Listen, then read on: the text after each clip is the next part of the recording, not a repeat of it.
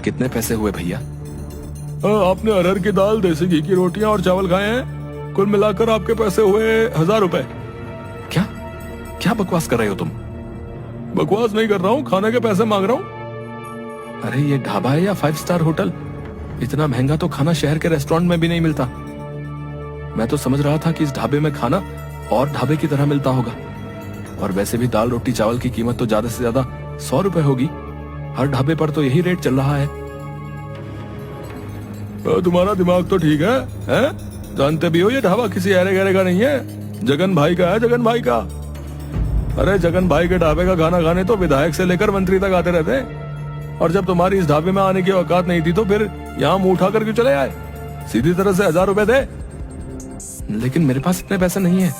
1000 रुपए तो मैं 10 दिन में भी नहीं कमा पाता, तो तुम्हें कहाँ से ला कर दूंगा? कालू अपने मालिक जगन को आवाज देते हुए बोला, जगन भाई, इस व्यक्ति ने पेट भर के भोजन किया है, लेकिन ये अब पैसे नहीं दे रहा। जगन क्रोधित होकर रतन के पास आकर बोला, क्यों रे? हैं? जब जेब में पैसे नहीं थे तो फिर खाने के लिए यहाँ क्यों आ गया? यहाँ मुफ्त में खाना नहीं मिलता, पैसों का मिलता है। चल पैसे निकाल। मुझे क्या पता था कि आपके ढाबे का खाना इतना महंगा मिलता है। मैं तो इस ढाबे को भी और ढाबों की तरह समझ रहा था। तो ये तुम्हारी दिक्कत है, मेरी नहीं। तुम्हें यहाँ आने से पहले मेरे बारे में लोगों से पूछ लेना चाहिए था। अब सीधी तरह से अपनी जेब से 1000 रुपए निकाल कर काउंटर पर रख दे, नहीं तो मैं तुम्हारी चमड़ी उधेड़ दूंगा। देखिए मेरे पास अभी इतने पैसे नहीं है। आप ये 100 रुपए रख लीजिए और मुझे कुछ दिन की मोहलत दे दीजिए। मैं धीरे धीरे करके आपके सारे पैसे चुका दूंगा। अबे यहाँ मैं लोन बांटने के लिए नहीं बैठा। इतना कहकर जगन ने रतन को जोरदार धक्का दे दिया। ये तो आप मेरी बेइज्जती कर रहे हैं। अबे बेइज्जती उसकी की जाती है जिसकी कोई इज्जत होती है, और तेरे जैसे भिखारियों की इज्जत तो होनी भी नहीं चाहिए, समझा?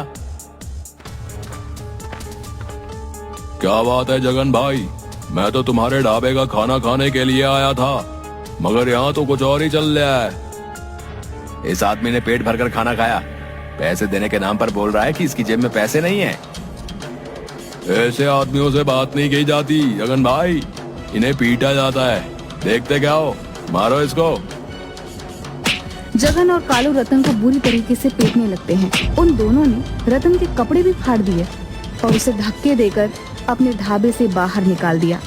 शुक्र मना कि तुझे मैंने अपने ढाबे के गंदे बर्तन साफ नहीं करवाए, क्योंकि तेरे जैसे भिखारी के हाथ मेरे ढाबे के गंदे बर्तनों से भी ज्यादा गंदे हैं। इसलिए पीट कर तुझे छोड़ रहा हूँ।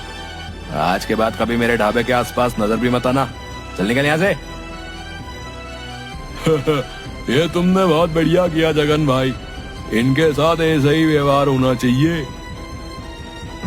इतना कहकर बिलुआ भी 2-3 हाथ रतन पर जड़ दिए। रतन वहाँ से रोता हुआ अपने घर की ओर चला गया। घर पर जाकर रतन की हालत देखकर उसकी पत्नी सुनीता बहुत भावुक हो गई। आपको क्या जरूरत थी उस ढाबे पर खाना खाने की?